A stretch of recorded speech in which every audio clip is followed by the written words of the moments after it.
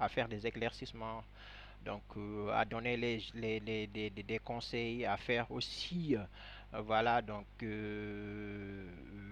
des visionnements pour faire savoir au Macky Sall que nous avons aussi, voilà, des preuves, et ce ne sont pas juste des preuves, mais nous sommes sur une position, voilà, donc de mettre tout ça, voilà, au clair, parce que au niveau des nationaux et des internationaux, voilà, nous avons la possibilité, voilà, que les choses puissent arriver jusqu'à là-bas et s'éclaircir comme il le faut. Voilà, donc ce n'était pas question de favoritisme, c'était juste que nous sommes tous des Sénégalais et voilà, on est resté, voilà, voilà, très longtemps à travailler, voilà, sur pas mal de choses, mais à un certain moment, on s'est impliqué sur la politique parce qu'un monsieur aussi était en train de réveiller notre conscience. C'était monsieur Ousmane Sonko. Voilà, si vous voyez la façon dont il faisait, c'est-à-dire de toucher les chartes donc des constitutions donc à leur faveur. Donc si vous voyez sur certaines de mes vidéos, j'avais expliqué parce qu'il y avait un jeune, donc c'est un jeune avec, c'était un jeune journaliste qui me posait des questions qui sont très pertinentes, ça doit par rapport au contexte jadis, voilà, au moment donc du règne de Macky Sall, qui me posait des questions, donc par rapport au troisième mandat, pourquoi Macky Sall voudrait faire un troisième mandat, je lui ai dit donc j'avais tout simplement répondu par une question donc qui était aussi un éclaircissement, donc qui lui a donné aussi la possibilité de développer pas mal de choses, hein. Parce qu'au moment où il m'a posé cette question, donc pourquoi Macky Sall voudrait un troisième mandat, je lui ai dit pourquoi vouloir aussi toucher à la Constitution.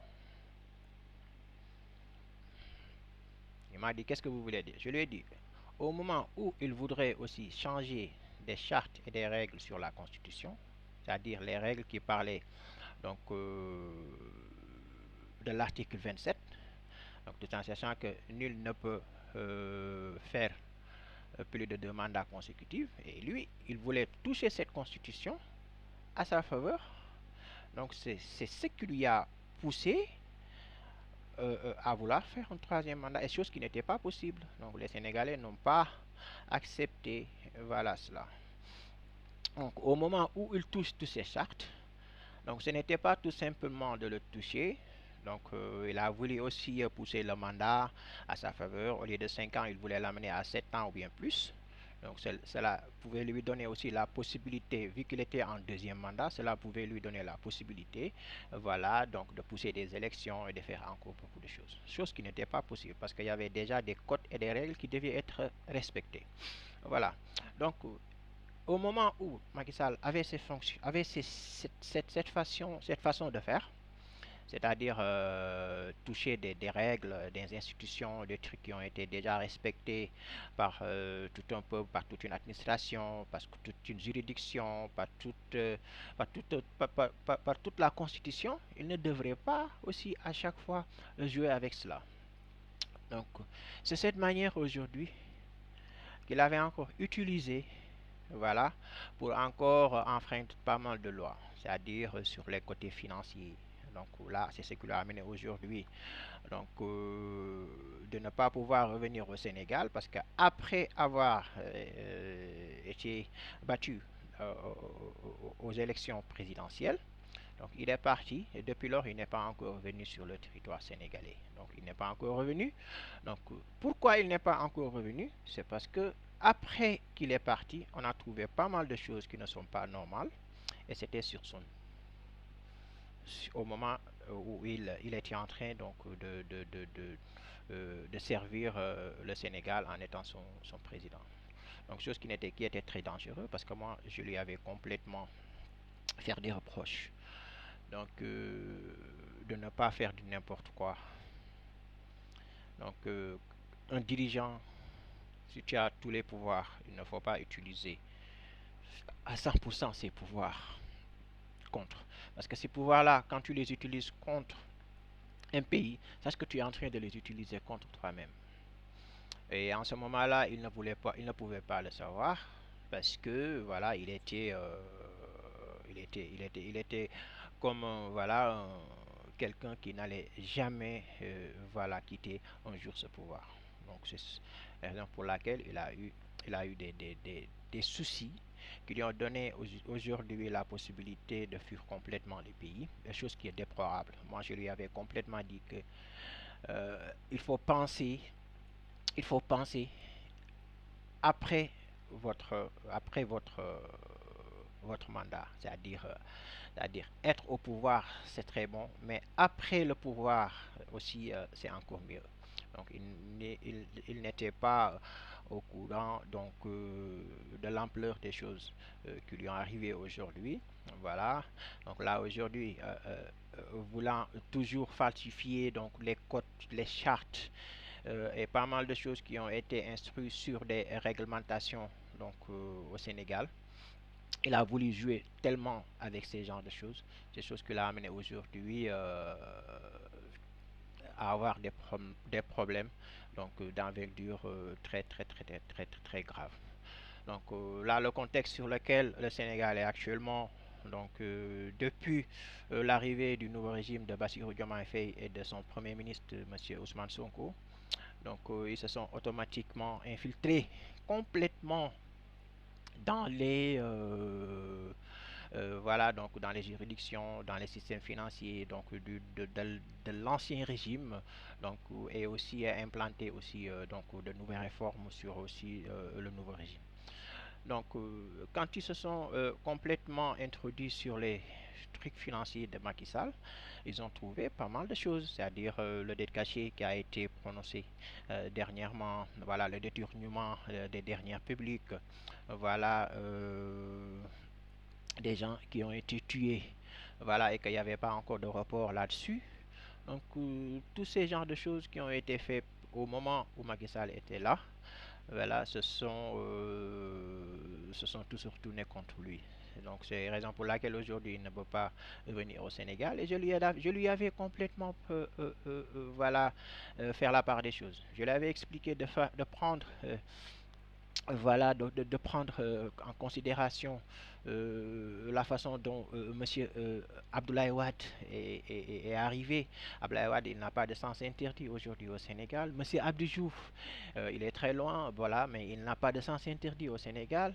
Même les anciens dirigeants donc, de cette époque, ils n'ont pas de sens interdit au Sénégal parce que ils étaient là, et ils ont fait leur mandat, ils ont fait de bonnes choses au Sénégal, raison pour laquelle ils sont en train donc d'avoir une très bonne chanson. Mais là aujourd'hui, Macky Sall ne peut pas avoir une très bonne chanson parce qu'il n'a pas travaillé sur son départ. Et chose qui est très dangereux pour un président de la République ou bien pour un pouvoir en place. Il faut toujours travailler sur son avenir. Voilà, et tout ça, ce sont des vidéos. J'ai fait pas mal de vidéos, voilà, pour l'expliquer que ce gars-là qui est en train de nous proposer des solutions, qui est en train de nous éveiller la conscience, voilà, donc des Sénégalais, qui est aujourd'hui Ousmane Sonko. Il faut faire très attention à ce monsieur. Il ne faut pas utiliser le pouvoir que tu as sur ce monsieur. Parce que je vais te dire une chose, il va arriver au sommet et il va passer par là où tu ne pourras jamais comprendre. Je lui avais tout dit ça. Voilà, là aujourd'hui, donc, il y a pas mal de choses qui se sont passées. Il y a des fugitifs un peu partout au Sénégal. L'ancien ministre de la Justice, on ne le voit plus. L'ancien ministre de l'Intérieur, on ne le voit plus. Ils sont tous en cavale aujourd'hui. Voilà, parce qu'ils ont des dossiers, ils ont des choses voilà, qui sont sur leur dos.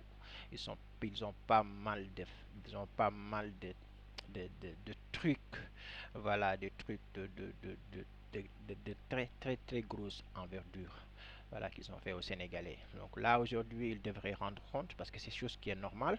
Donc, un peu partout dans le monde, si un président ou bien si une personne de la mouvance politique, voilà, et n'est plus en place, il doit tout simplement rendre compte parce qu'avant de prendre place aussi, il va tout simplement rendre compte et il va aussi jurer de gérer, voilà, clairement.